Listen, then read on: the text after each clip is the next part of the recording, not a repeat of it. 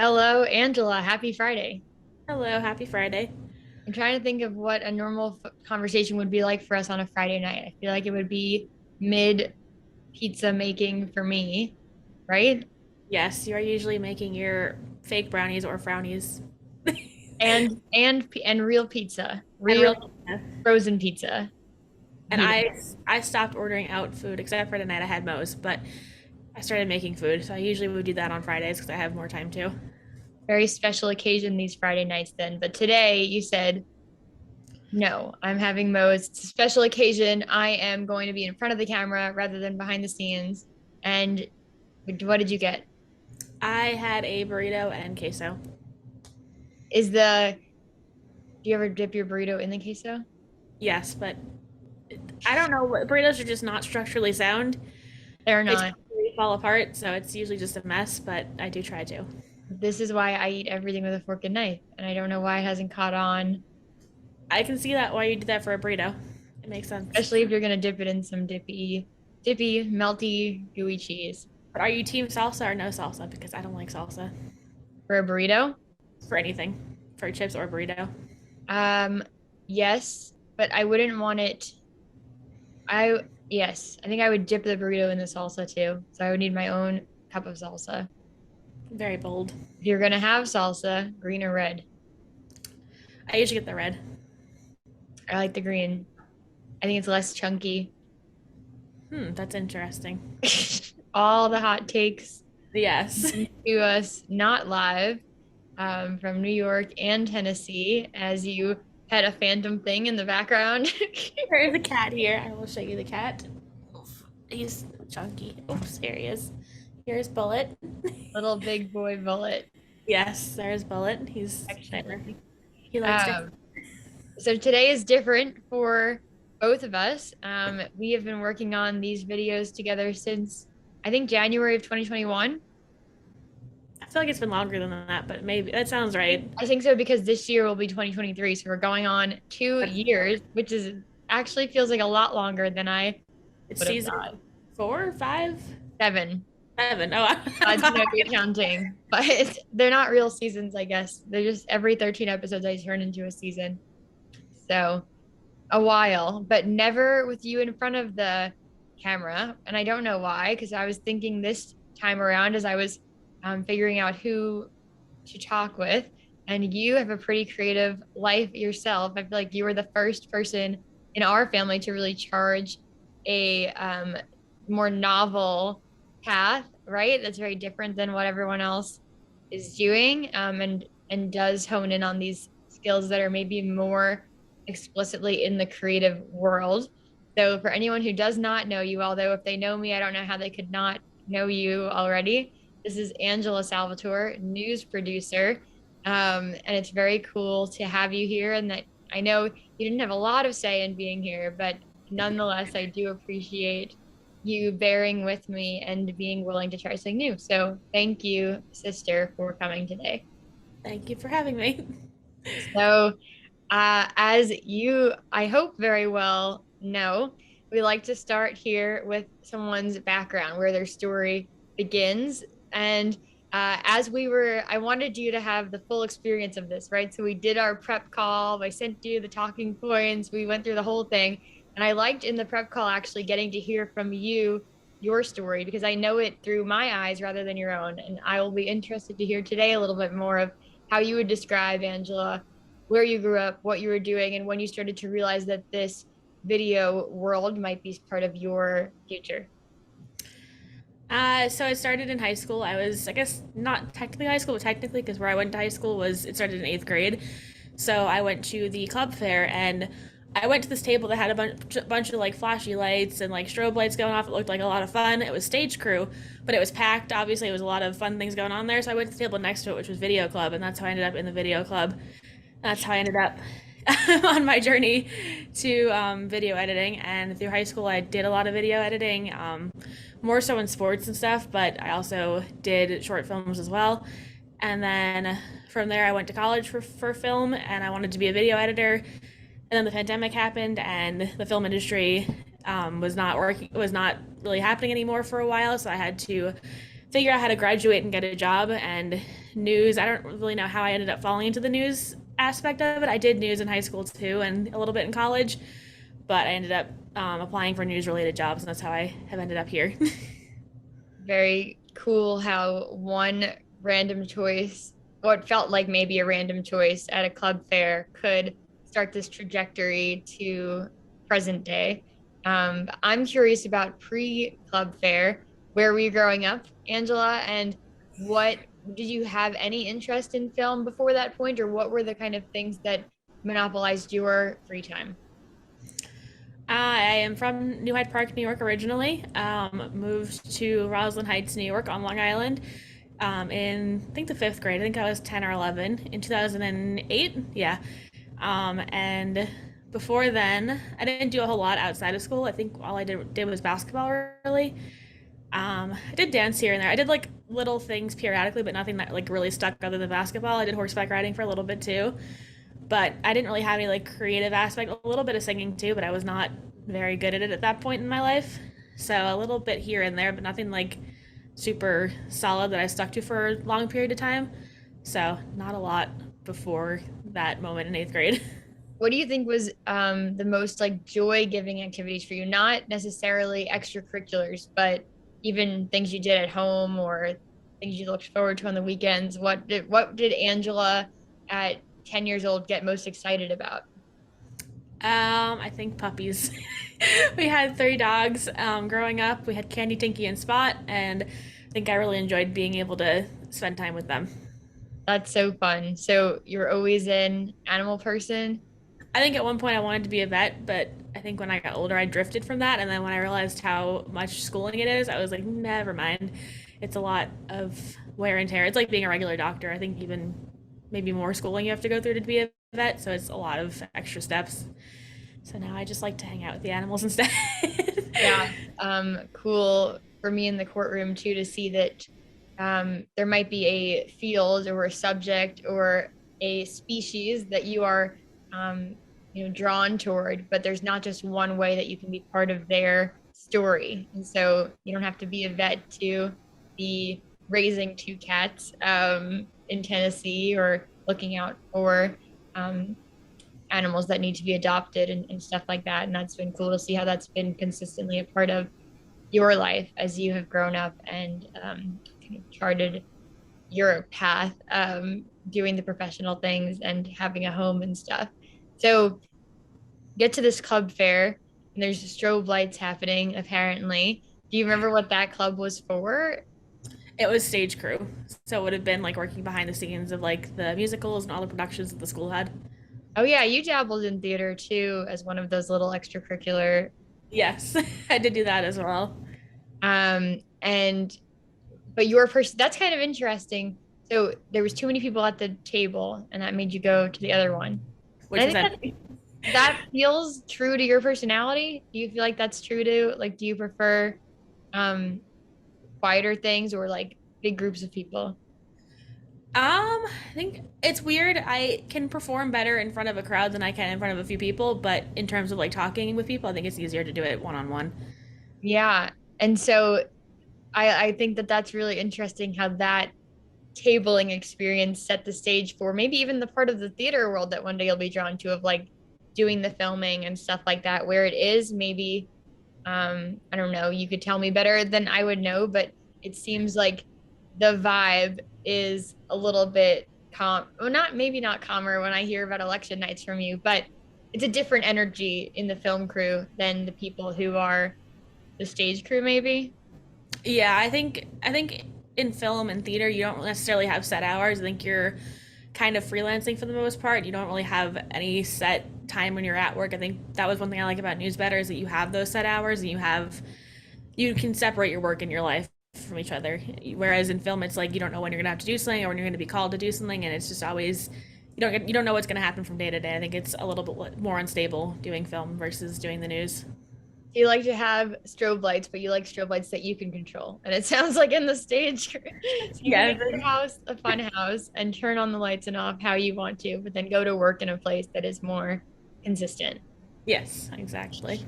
That's fun. It works on a lot of levels.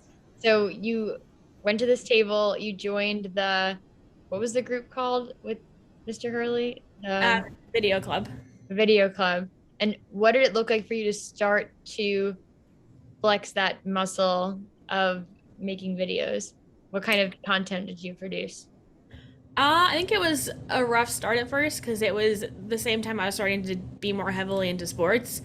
So I think it took a sideline to a little bit. I was also the only girl in the club, so it was a little bit harder to break into it because I was not ostracized, but it was definitely harder to blend in and to make friends with people who are not the same gender as you sometimes. I think I was a little bit more excommunicated in that way. That sounds like a dramatic word, not to that extent, but I was shunned. not to that level, but definitely harder to make friends when you are a different gender and you're the only person who's a girl in a club full of boys. Yeah. I also learned throughout life doing parkour too because it's a very male dominated sport versus female dominated sport. So I think it's harder to mesh and blend in that way too. Yeah. Can you like think of any tactics that you ended up having to kind of, stand firm in your spot in that group despite being maybe a minority, or was it more just kind of organic that you ended up part of the group? I think you have to just prove yourself even more than you would if you were the same. I think you have to be willing to put yourself out there and take the risk of looking silly, but you have to know you can back it up with whatever you're doing. That's very cool. What did that look like for you? I think people who like just second guessing me or like having doubt in me to do something, then being able to do it and do it better than they maybe would have thought I would do it. So was there certain instances where you got to rise to the occasion? Any like examples you remember? I think senior year of high school, I was making short films for a film competition we were going to enter with the film club. And I think that people were kind of struggling with doing maybe like one or two projects. I ended up having 28 films made by the end of the year.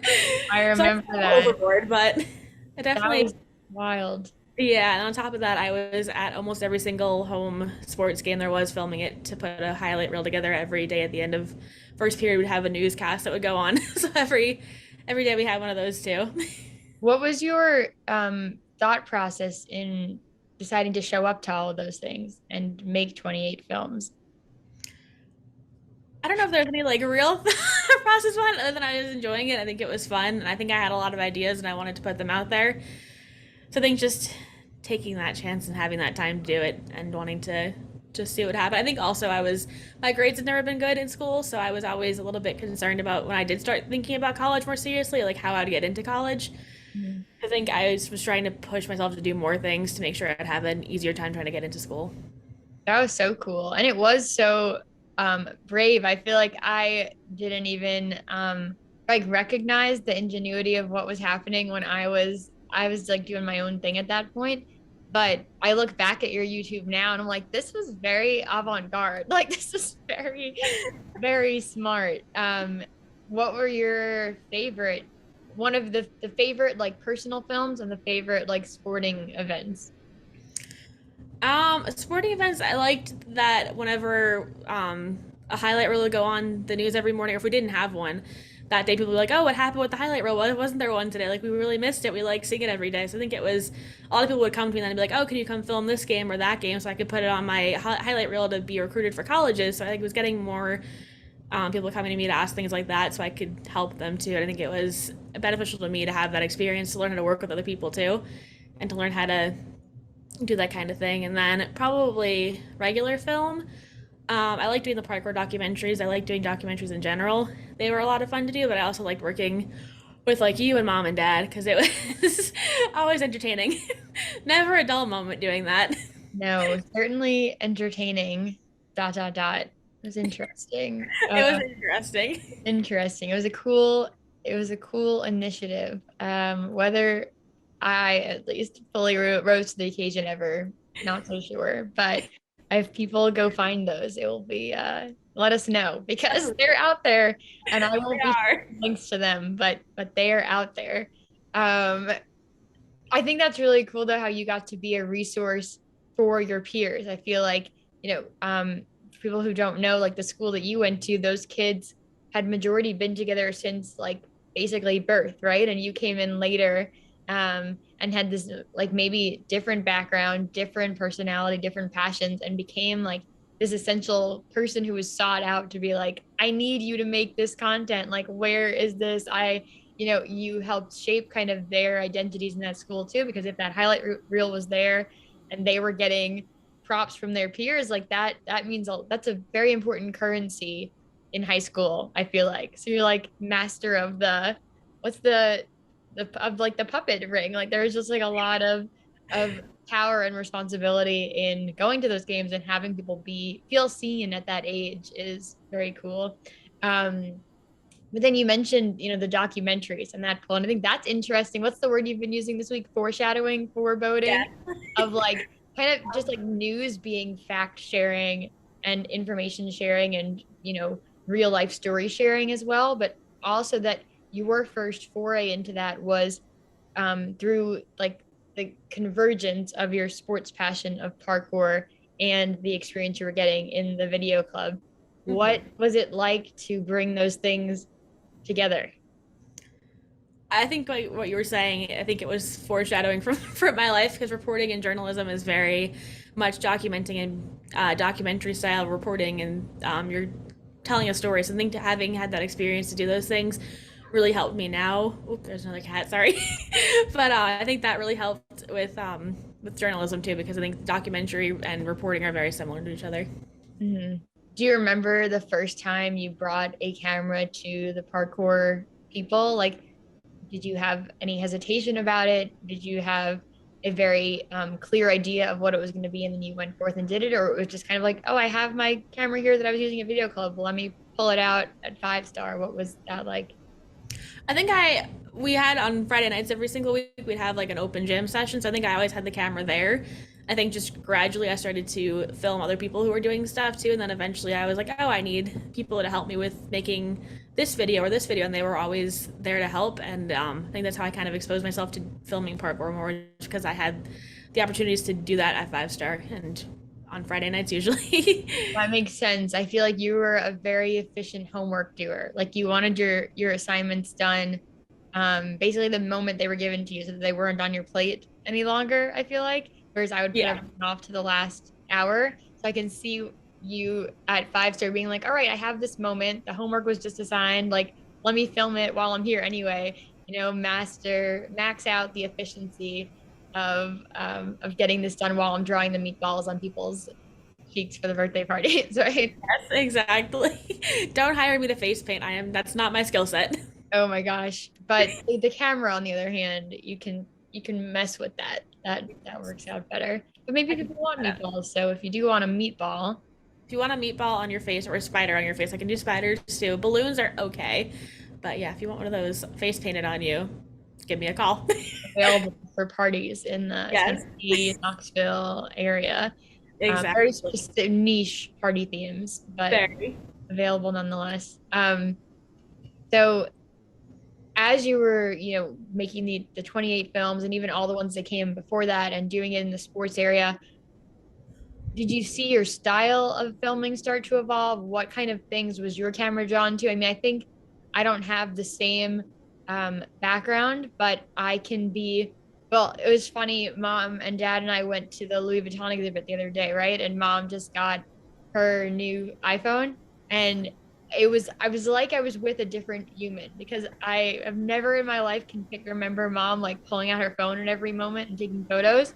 And the whole night she was like slowing us down to take photos, and it was very funny. But we were in the same exhibit, and I am always pulling out my phone to take photos, and what her eye would be drawn to in the room was not at all the same as what my eye would be drawn to. So I could imagine, from filmer to filmer, from videographer to videographer, the things that capture your attention are different.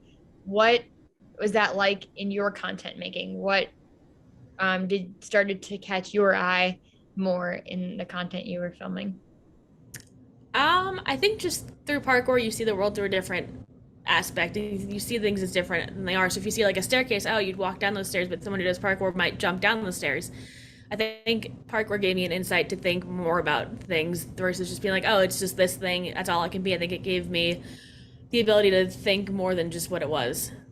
That's very cool, very abstract. And so like if you were, or when you were watching another one of your peers do parkour stuff, were you, looking at their feet? Were you looking at their whole body? Were you looking at the object that they were parkouring over more than the person itself? Like, what in that is most captivating to your eye?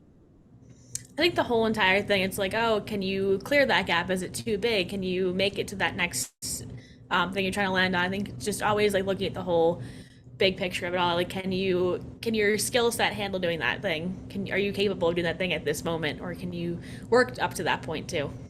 Yeah, that makes sense. And like very logistical geometry kind of stuff that happens in one's Mm-hmm. head, probably.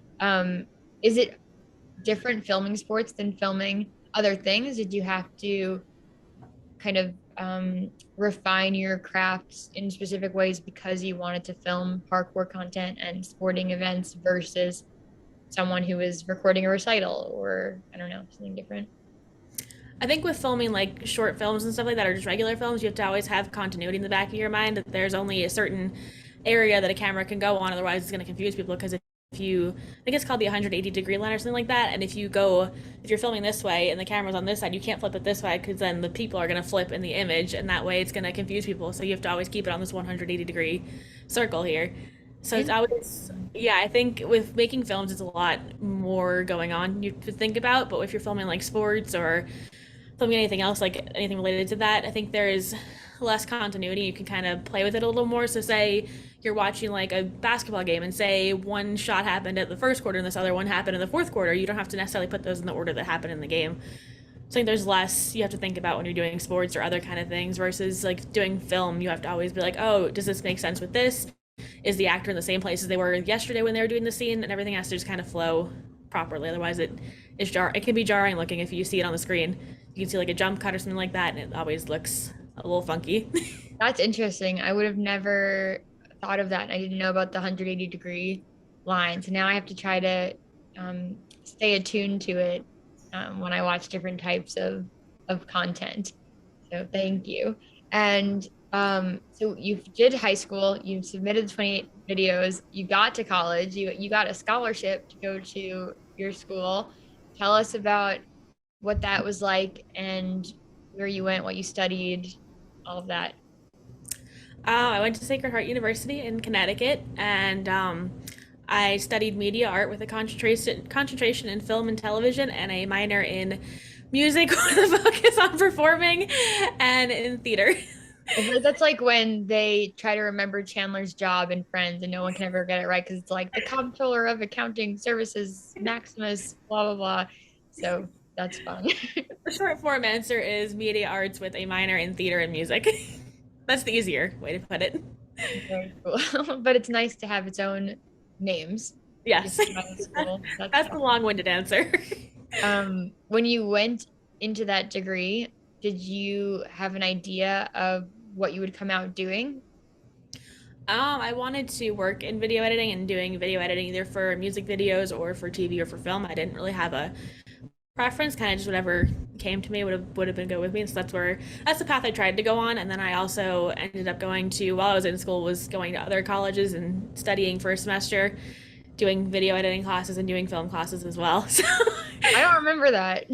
well, so when I went to NYU for a semester Oh for the yeah. summer, I took a video editing class there and I did a course there. And then I also, one winter break, I went to New York Film Academy and did a week-long intensive film program there too.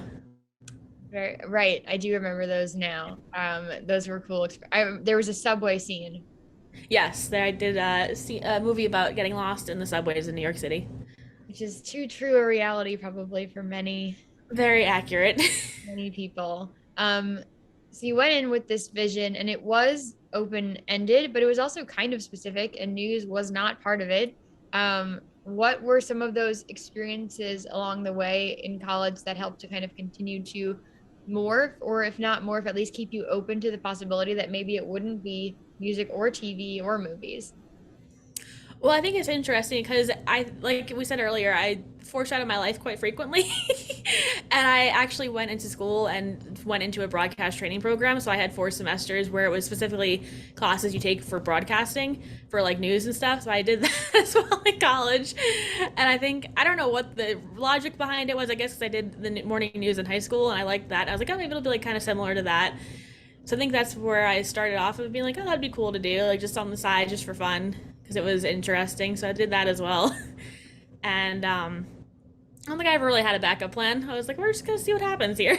I think I had a lot going on within this, the kind of area that I was in. So I had options within that of what to do. I feel like that's pretty true to both of us and maybe our parents as well. This just like knowing what you want or not, or we're not knowing, but like going for one thing. And like, well, I hope that one thing works. If it doesn't, we'll like pour the energy into something different. But the idea of pouring our energy into multiple things at once doesn't really resonate, you know? That's true. So you were pouring your energy into this film arena and whatever came at you. What were some of, I think you had some pretty novel experiences in college in this field. Like, go there if you would, of what those different experiences were. I definitely had to use mom and dad a lot as actors, which was always an interesting time. They were frequently the stars of my video. Dad got a very nice compliment. I got a 15 out of 10 on one assignment because my teacher said that he liked the way my dad looked. He liked his style. That's so Got weird. bonus points for that one. But I think they were used a lot in my videos. I think it was interesting to see their dynamic together too, and to see how they work together with me as well. So I think that was one of the interesting parts of it. And then I also got to do a documentary as well while I was in college that I entered a competition for, and I enjoyed doing that as well. It was with the gymnastics team, so I got to take a deeper dive with my teammates who I maybe wouldn't have been as close to otherwise. That was cool. So I can imagine that out there are other people who are maybe college age or younger or older who want to dabble in film and maybe they really want their films to be people centered and not like nature documentaries, but they don't feel like they have a bunch of friends who are actors. What would you share with them from your experiences of working with your parents so often and me sometimes and other people in your life? Was that an encouraging thing? Is there something you could share that would help people feel like that was a okay option? I think sometimes even if you don't have anyone to work with, make it work yourself. There's so many ways you can like alter your appearance and like wear a costume or like put a wig on or put makeup on. You can make yourself a different character. I did that, definitely did that a few times. Some videos that probably should not be seen by the public because they're a little funny looking, and I am embarrassed by them now. But at the time, they were interesting. I think you can use yourself in multiple different aspects of your filming too. So if you're like, oh, I want to make this thing, try making it yourself first until you can maybe find other people to put in it as well. And if you're working with your family, just try to take it easy on them and just take it step by step, because other people you can kind of like argue with a little bit more, and you can kind of be like, oh, do this thing or do that thing, and it's a little bit easier in that aspect. But it's also like, oh, you just kind of realize they're not necessarily professionals and they're they're trying their best. Yes, definitely all of that. I think that what you're saying reflects too, like the goal is to show the film skills, maybe, and then most importantly, when you are a beginner, just like the passion, right, and the desire to do the thing. And so I think that's a cool testament to someone's motivation, their drive, when they just use whatever materials are at their disposal, whether it be like a smartphone and a cousin or the best camera and the best crew. Like that will still shine through. That desire to be part of that world is very cool. And you can definitely see that in your work. I'm also thinking about the different internships you had, and they were all in like such different fields. And like the common thread was just that you were doing something in the capacity of what you're studying. Like talk through the diversity of those different organizations. There was a lot of internships that were 99% of them were unpaid, which was kind of annoying, and that's a whole other thing that they were all a little bit funky, those ones, but I think they all brought some sort of value to the table because I learned how to work with people who maybe didn't care because it's an intern, I'm not paying them anyway, why should I give them the time of day? I think it helped me learn to work with different types of people and work under different types of situations or scenarios where it's like, oh, you're working for a big company, you have a lot of resources versus working for someone who's just in their own house kind of thing and they have no resources. So I think it gave me an ability to see like what it's like working for one situation versus another situation and kind of being able to adapt to those things. Yeah, I know that your Vineyard Vines one was one of my favorites because of That all was a good one. I the like that one. beautiful office photos. But then also one of your most meaningful ones, at least from my how I've perceived it, and you're talking was like is like the tea time videos, right? The tea Yeah. time with Lorna series. Yes. Those Shout out to very Lorna. shout out Lorna always. Those seem pretty um far apart on the spectrum though. Would that be accurate? I think so. I think doing the Tea Time with Lorna videos helped me prepare myself to do the interviews with you and to edit those things because I saw how it was to work on doing interviews and like doing stuff like that as well. So I got to learn a lot from doing that versus doing Vineyard Vines where it was more like, oh, here's this product, make this product look good and make people want to buy this product. So it was two different kinds of things in a way. I think that the learning how to sell a product was good because it was like, here's how you can focus on this one thing to make it appealing to someone versus, oh, this is a story about somebody else and you want to focus on that person. So I think it was interesting to have both aspects of things. Yeah, those are very like important takeaways that you get from having these really distinct experiences. Mm-hmm. Um, you mentioned learning how to like get along with different types of people, how to maybe drive clarity when people are like, "What do you do with an intern?" Or "We just did this because we knew we didn't have to pay for it." Are there things you do now when you're in a new setting that come from being in those internships? Like, are there different ways that you maneuver around the office or that you send emails? I don't know. Anything that comes from those experiences that you can like really hang your hat on. I think just take everything with a grain of salt at work, that you can't take it personally, otherwise it's going to affect you negatively for the rest of the day, possibly. I think you have to just like take into consideration whatever someone else is saying to you and like, oh, it's meant to help you, not to hurt you at the ultimately usually. I think you have to just be like, oh, how is this going to impact me and impact my work? Can I use it towards my work, or is it something that's not even relevant that I could be like, oh, okay, thanks, and just move on from your day with it? So I think it depends on how you perceive it. So I think if people around you are having a bad time and they're being negative and putting that negative energy out into the workplace, you have to decide what you want to do with that kind of feeling. If you want to let it affect you, or if you want to be like, it's whatever, it's 8 hours a day, and then I go home. Yeah, I think that's so true everywhere, right? And so definitely also in your industry and your work. And I've seen how there's different ways that you navigate it, even logistically, right? Like with the hours that you choose to work and stuff like that. But before we go there, we could talk. So you did all these internships, you did school, you mentioned the pandemic happened. And where were you at then, May 2020, when you were graduating? Geographically, mentally, I don't know, anything. I was in Connecticut. I was living in my apartment still, and I was thankfully at that point I was only in a voice lesson, a guitar lesson, and I had dance classes that I took for part of my theater major. So it wasn't like I was doing any like hard classes at that point. So they were all pretty easy to transition to online, which was good. I think it was just stressful because I was so close to being like to graduating with honors that I was like so overworked about it that I was like, I have to just like get all the A's in in these classes, and then I can get honors. And I think I was so paranoid about it at the end that I was like, it's so. I think I like took it a little too seriously at some point in time in school, and I was like, I have to graduate with honors. I'm like right there.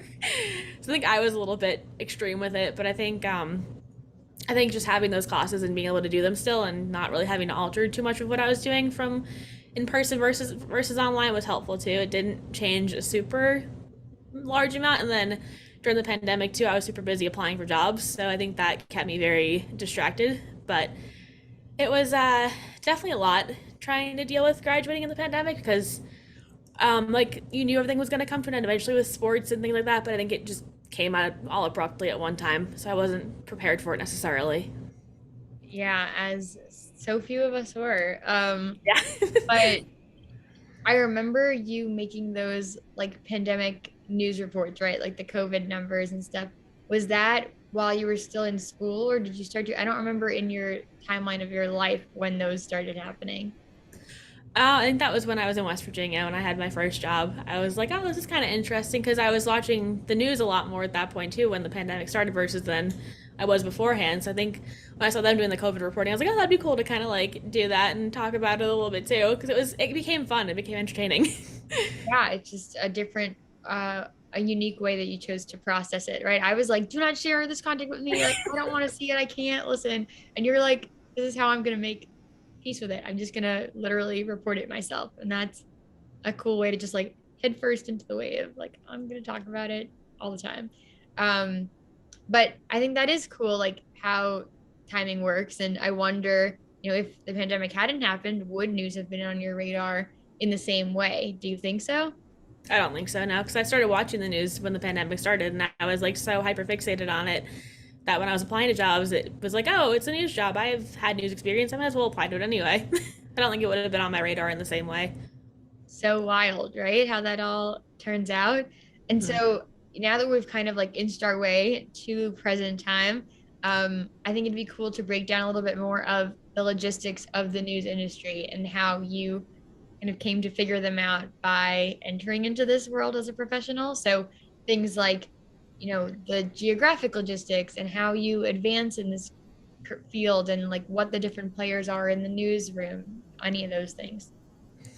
I think when I was looking at film jobs, I wanted to either be in Atlanta or California. And when I was applying to jobs in general, I was like, I'll take whatever there is, wherever it is, because it was almost desperation at that point. Because it was like, there's no jobs open, everyone's getting fired and laid off, and the world was in shambles pretty much. So I think I was willing to go anywhere, and that's how I ended up in West Virginia, was because I was like, oh, that works for me. It wasn't terribly far from home. It was 6 hours to drive. It was like an hour and a half flight, super easy to get to, and I was like, it seems interesting, and I wanted to be able to travel more and see more things. I think that was the right place to go at that point in my life. It may have had its ups and downs, but I think it was overall a good place to go, and I had a good ability to learn there because I was teaching myself essentially. So I had the flexibility to do what I wanted to do with the show because it was my show, and there wasn't much people working there. So I think I had the opportunity to learn on my own time and really take ownership of my shows then. Yeah, that was a really cool opportunity then at a very young age, it felt like. Mm-hmm. What did it look like for you to make that show your own? What has become like your style in producing news?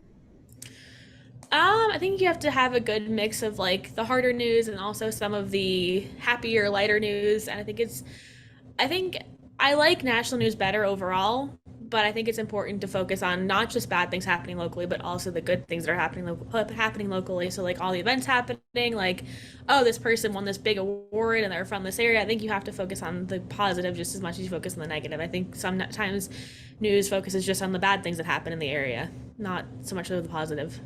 Yeah, so you got to have a hand in how you balance the sad stories and the uplifting stories. Yeah, exactly. How would you describe the effect that it has on people to listen to positive news about their neighborhoods?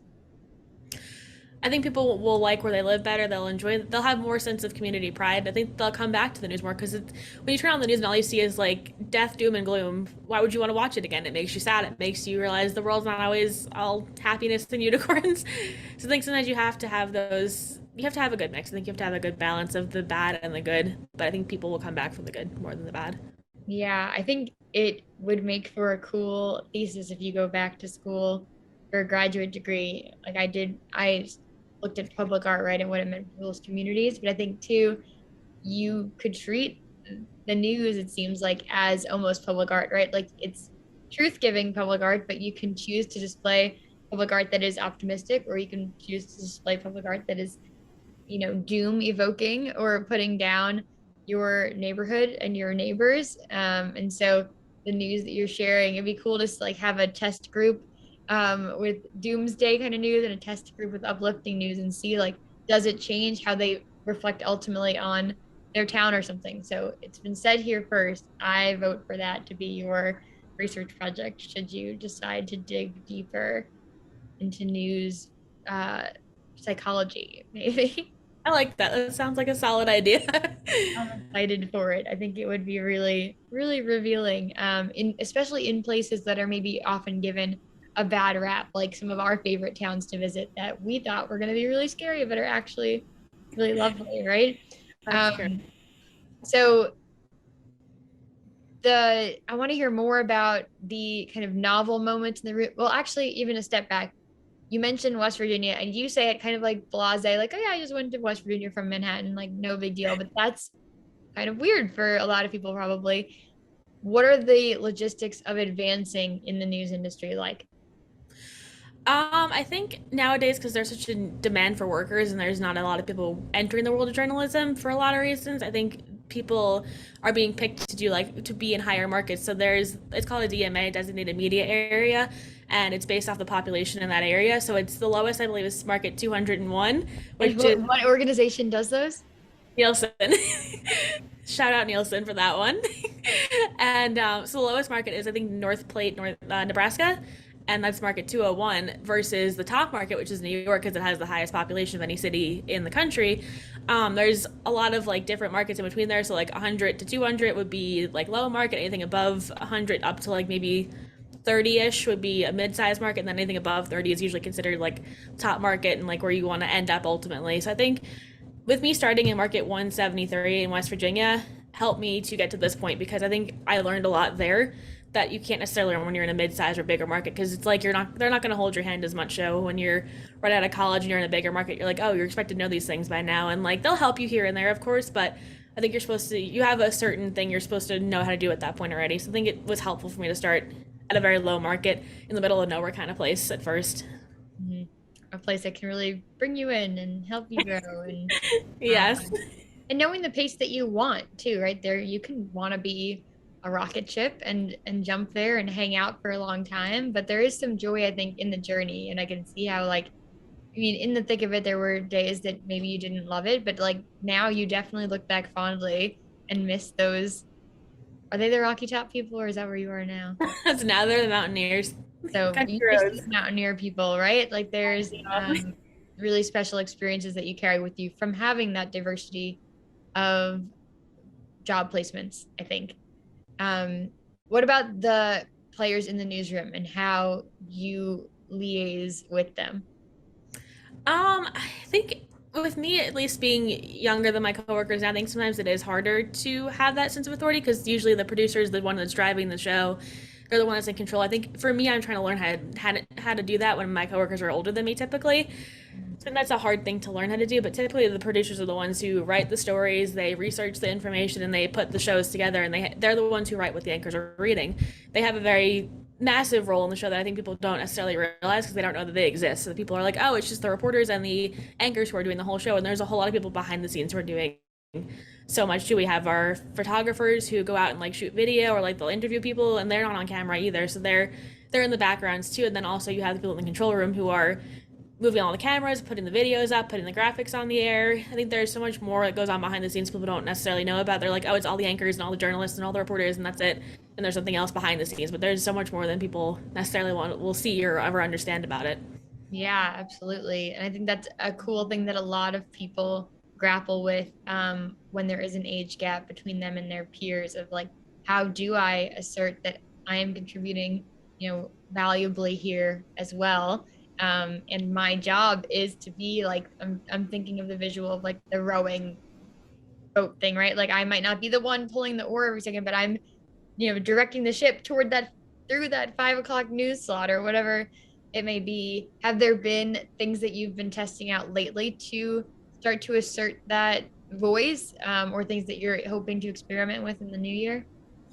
I think just trying to stand up for myself, and if I think something is right, where someone's like, "Oh, it's not right," then I have to be like, "No, it is right."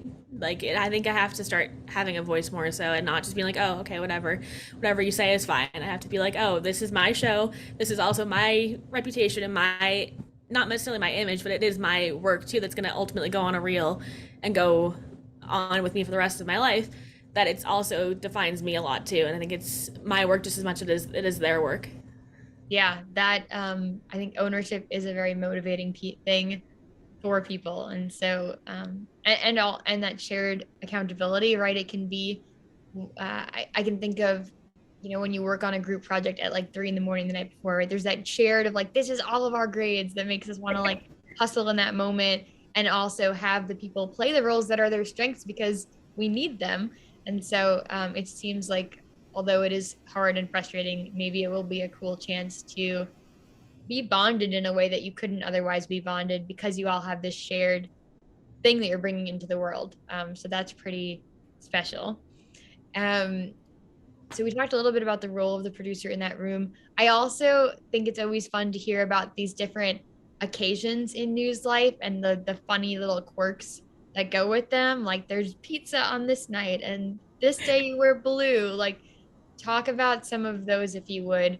The kind of like just little funny things that happen in that news life.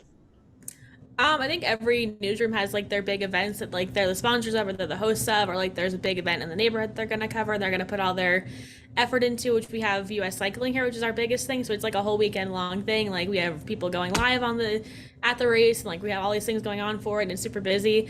So I think there's like fun things like that we have going on, and there's also like the more serious stuff. Like elections are like probably the biggest night of the year, or of every other year, or of every 4 years in a newsroom. It's always like everybody's there, everyone's on top of everything. It's very very busy in the newsroom, and it's also very stressful usually, especially when you work in the daytime with doing election coverage, because there's you have to not only cover the national election, you have to cover your local election. So if you are, say, in Knoxville, we have also Kentucky, so we have to focus on not just Tennessee, but also Kentucky's races too. And then there's also the national races, like the bigger ones that happen in Georgia this year, and the swing states, and all those things that can go either way. You have to always be like on top of everything and like have an ear on everything going on nationally and locally. But then the good thing is you also get usually pizza, or they bring in food. So newsroom pizza just kind of hits different sometimes, especially after a long election night. So usually after elections, that's what everyone looks forward to, is a good slice of pizza. That feels like a very sweet memory kind of thing too. It's a wholesome thing in a day probably full of chaos where people are not very happy and people are yelling at each other the whole day. At least you get a slice of pizza at the end of it. I like that. My high school English teacher, I think the book was Death of a Salesman, but it could have been different. And it said the one line was like, eating is a small good thing in a time like this. And so I having think so. a box of pizza is a small good thing in a time like an election, it seems like. I think so. That is very sweet. Um, I feel like there was more about the elections that I wanted to bother you. Oh, like there's kind of a nuance. If you're an anchor, you're not supposed to wear red or blue.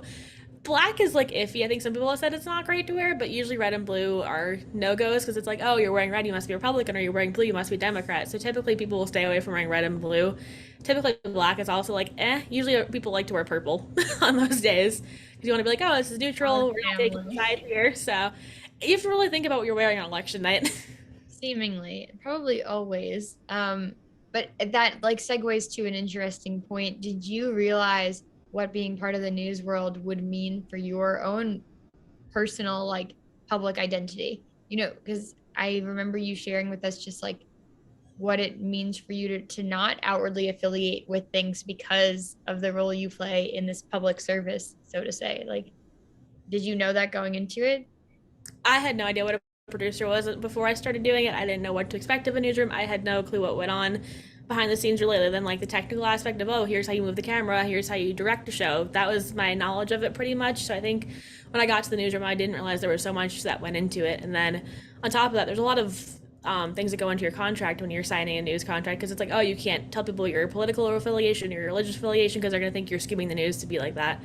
So you have to really think before you like affiliate your things with before you affiliate yourself with things. You have to really think about, oh, how can this impact me? Because you can get in a lot of trouble for saying you're like, oh, this is the party I'm with, or this is the religion I am. And I think you have to really think about what you post, especially when you're on social media. Be like, how can this impact me? How is this reflecting myself and my station? And how is this making us look? Which is why it's like, oh, if you're gonna go out and you're an anchor and you're in front of the camera, you have to make sure you're always, I think, on the ball, and make sure you're not yelling at people or not like anything like that. I think that's one thing I wouldn't like about being an anchor or reporter, is that I am in the public eye, and then you have to really be on top of your game all the time. And like I like to go to these little like niche events and fun things going on there. I feel like you couldn't do that as much so if you're in the public eye and you're on the anchor. Because I feel like people are gonna, oh, like I know you, I recognize you.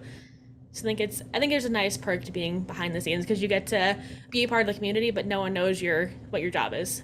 Right. And you could completely leave that out of like all of your social profiles if you wanted to and go about your life, maybe. I don't know. But Exactly. I think that is an interesting distinction. But I think too it's understandable. Like there with great privilege comes great responsibility, right? And you get to be these news stations get to be the thing that people wake up to, right? Like um, I as a millennial, like I don't watch the live news that much, sorry, but I do like podcasts are that thing for me, right? And like nothing makes me happier than waking up and listening to Annie Downs or Sadie Robertson or whatever.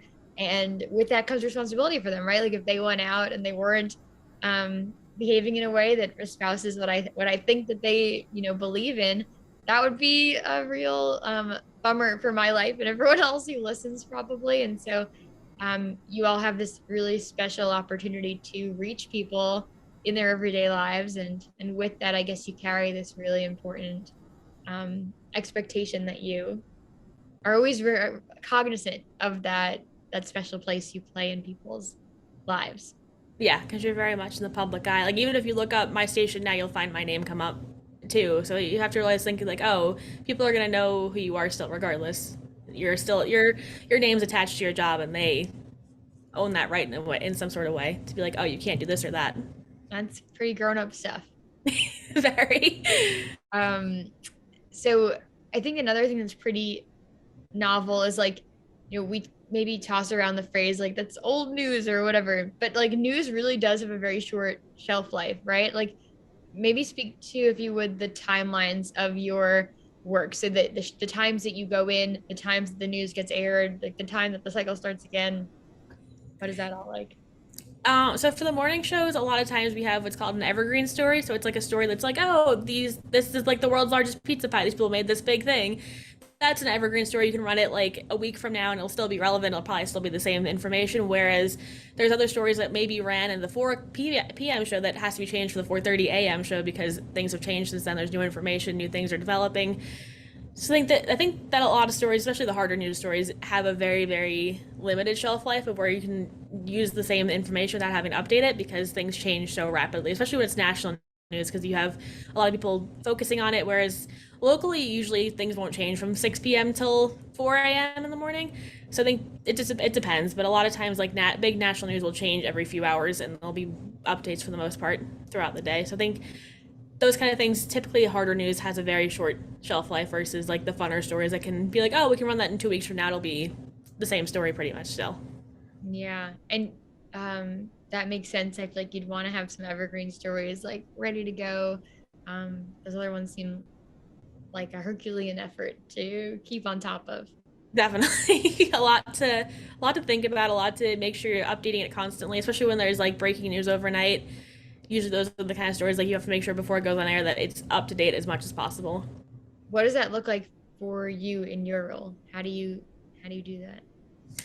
Locally, there's not a whole lot that has to get changed when I do the local on the weekends. So usually I'll have to just like make sure everything is like correct and the information hasn't changed at all. But typically not much changes. Nationally, when I do national during the week, I typically will only drag over like consumer stories or like the kickery fun stories from the night before. Everything else, I'll typically rewrite it all because I'm like stuff might have changed, it might not have changed, but I'd rather not take the risk of like running outdated information. So I have to just rewrite all of those stories again then. Yeah, I like the operations of like literally hour to hour. What do you do? So walk us through, like you get there at like 11, right? What is the play by play? I usually get there at 11, and then we have it's called a rundown. So it's like it has all of the scripts we're gonna put in the show, and we have on the weekends we have the 5 a.m., 6 a.m., 7 a.m., and then the 9 or 10 depending on the day. Versus the weekdays where we have the 4:30, the 5, and the 6. So we put all of our stories into the 6 a.m. show or whatever the last show of the day is. So either the 6, the 9, or the 10.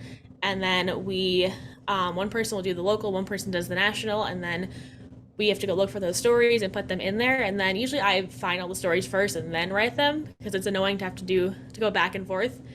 So I usually will put all the stories in that I want to do, and then I'll write them afterwards. If I'm like light on stories and need more content, I'll look for more stuff.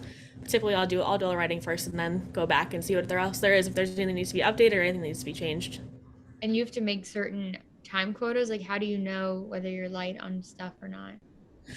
I try to usually have at least about anywhere between 10 to 15 stories, depending on like what we have nationally or locally.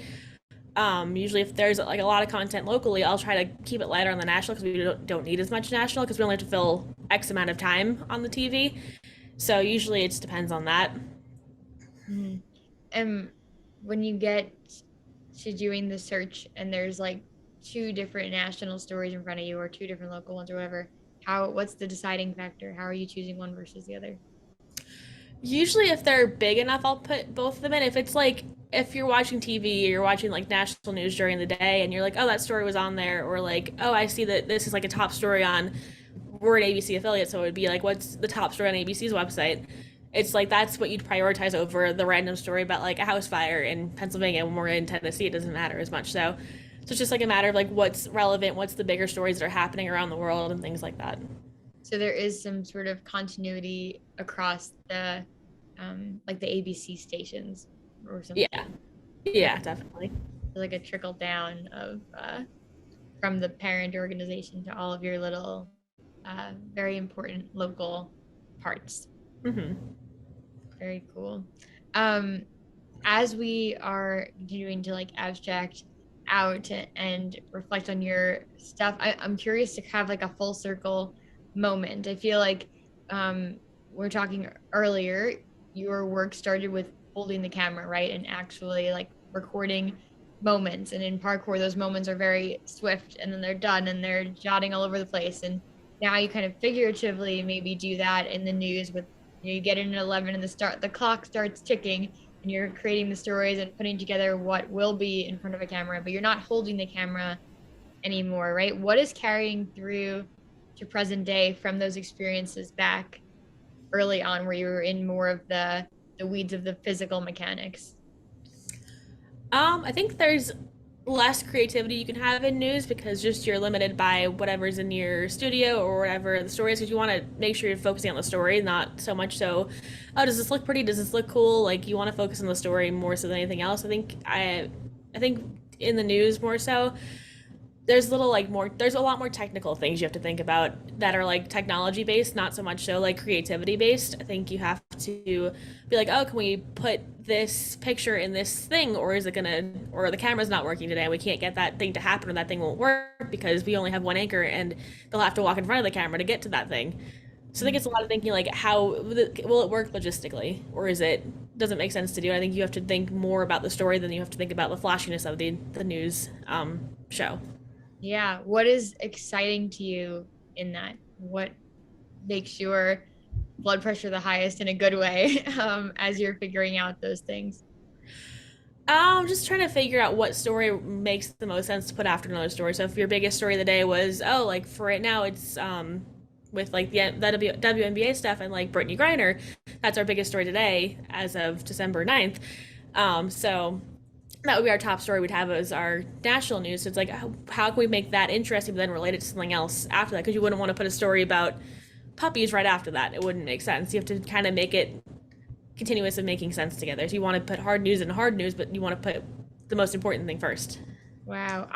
My theory is that your passion for that comes from them putting Party in the USA after the Blue Shoe song. That was traumatizing slightly, not really, but I felt a But little the bit bad. lineup didn't work or it was a bit abrupt, right? I So, was crying and had to then sing Party in the USA. And I was like, I don't know how I'm going to stop crying enough to sing the song about partying. so for anyone who doesn't know our little inside joke, everyone can be on the inside. Angela had a Christmas concert once. We probably were both in, but I don't remember Yeah, you were in it anything too. about my part of it. But they did that Christmas slipper song, which is very, very sad. Probably one of the Don't saddest recommend songs I've listening to ever it heard. ever. No. And they followed it immediately after with Miley Cyrus's Party in the USA rendition by Angela And like Salvatore. picture me like in a neon pink tank top, zebra print sparkly skirt Like, from. we're gonna ruffle some feathers I'm now. gonna just have a great time now. Everyone's gonna be happy, and it's like I don't think I'm ready for that. With a good intention, but Yeah, execution wise, a bit abrupt. definitely a bit So of. but it taught you, and maybe it was meant to plant that seed that transitions Are matter. important. And that is, I think, a space of a lot of creativity and intention. So very cool that that carries through and that you don't take it lightly because it's important.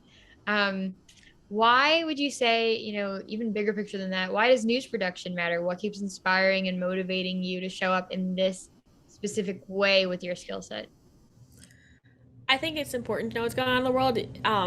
It's like people, I don't know how accurate it is. People always say history repeats itself if you don't learn the history and you don't know the history. So I think right now you can get news from so many different places, from so many different like outlets and so many different platforms that I think news is important to know what's happening now so you can either grow from it or you can learn from it. Yeah, I love that. And it's something that is uncomfortable, I think. I don't like to, like we just talked about the COVID analogy, right? Like I'd rather oftentimes probably not see it, but that is a privileged perspective. And we need to see the things so that we can not repeat them, so that we can make the best of them, all of that good stuff. And so it seems like you're having this chance every day to confront the news of the world, to shape the news that people know about and can care about. And that is an inspiring and motivating thing. What wisdom have you learned along the way as you've bopped around to different cities and different roles and continued to and will continue to grow in this field that you would share with someone who is trying to learn more about the industry, or create their own content or anything like that? I think it's good to branch out and leave your hometown sometimes. I think it can be beneficial for you to grow as a person. I think I learned a lot more about the world and about the country leaving New York. I think that I have definitely a bigger appreciation for the South and a bit more so of an appreciation for West Virginia and Tennessee than I would have had before. I think it's important to take yourself out of the place you're comfortable and you've been your whole life and try to be somewhere you've never been or you don't know anything about and learn and become part of that. 'Cause I think I identify myself very much so as a West Virginian now and a Tennessean. I think I resonate a lot with that. And if someone puts on Country Roads or Rocky Top, I will scream at the top of my lungs singing both of those songs. I don't think I would have done that when I was younger, when I was in New York, because I was like, why do I care about these songs? But Probably now they have not. such a bigger meaning and stuff. And I think if you are ever like second guessing yourself, like, oh, should I apply to this job? Should I do this thing? It's like, what's the harm in doing it? There's usually no harm in just trying it and seeing what's going to happen because it might end up working out very well. Yeah, I wish you kept a tally of the different jobs you applied to. I feel like that would be a cool just keep on your wall, right? As a reminder of that, like resistance is key, right? Or just, having that energy to keep going, knowing that there's gonna be a match. You only need one. Um, that is a cool testament in your story.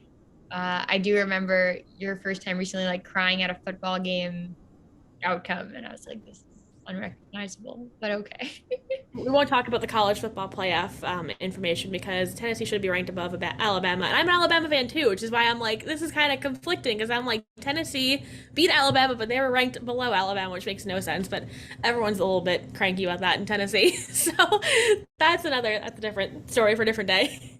Yeah, but I think your understanding that being in different places changes your perspective is very valid. Coming back to those companies that measure what we watch and buy, or even companies that make products. If their executives are all on the coasts, their experience of everyday life is so different than the majority of people who are not on the coasts, or the majority of land space that is not on the coast, right? And how you go about your lives and the things that matter to you and the way that your time is negotiated. And so it matters for how you're able to understand the bigger picture than just yourself and your existence in this one place. And I'm glad that you've had the chance to experience that in your life.